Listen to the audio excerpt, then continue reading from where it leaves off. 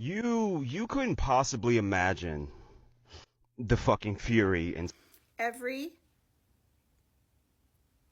complexion for protection person needs to go back and watch that video and not look away, not scroll away, not get enraged. If you start to feel angry and uncomfortable by what he's saying, you need to sit with that and ask yourself why. You need to stop taking this personally and understand that at the root of all of the problems in the world right now is racism. Because racism is the ultimate inequitable power dynamic in the world. And we are seeing a resurrection of supremacy by people who look like me in this world.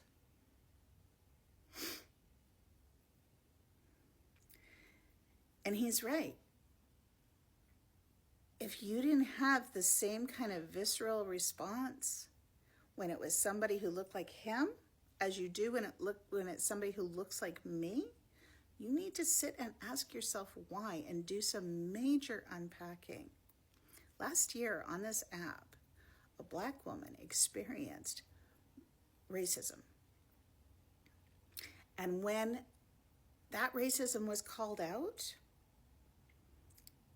people didn't come to her defense. People who looked like me didn't come to her defense. You know what they did? They became more racist, openly racist, in comment sections and on lives. They blamed her for the racism that she experienced,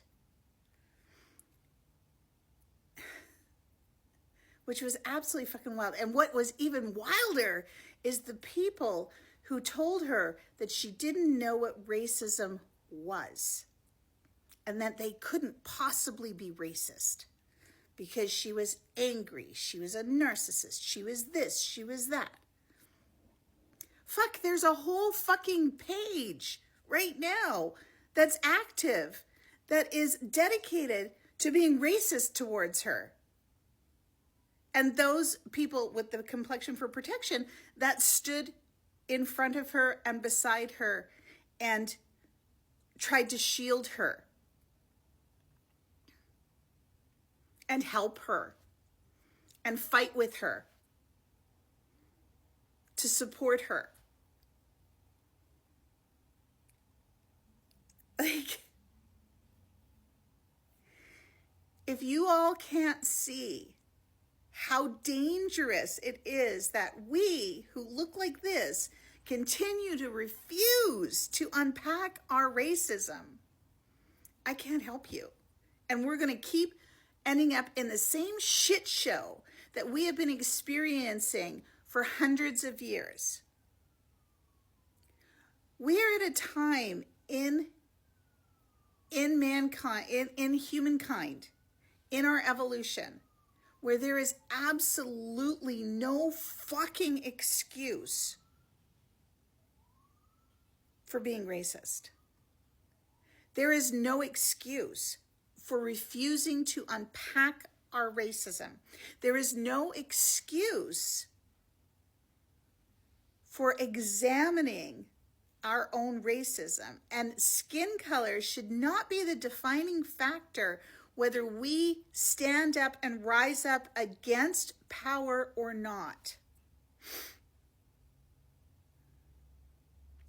And let me be clear, the people I'm talking about aren't the ones who are openly racist. They are those who consider themselves progressive, consider themselves neutral, consider themselves as people who don't think that way. But when push came to shove, too many of them acted that way. And too many of them stood on the sidelines and did nothing. Black History Month is coming up in February. I suggest that you go and follow some Black creators on this app. I suggest you go and you read some things about racism and Black history. I suggest that you really do some internal examination of yourself and your beliefs. And when somebody says to you, hey, that's racist, and your immediate gut reaction is to go, no, I'm not racist, ask yourself why you aren't willing to examine your own belief structures and sit with that uncomfortableness and figure out why.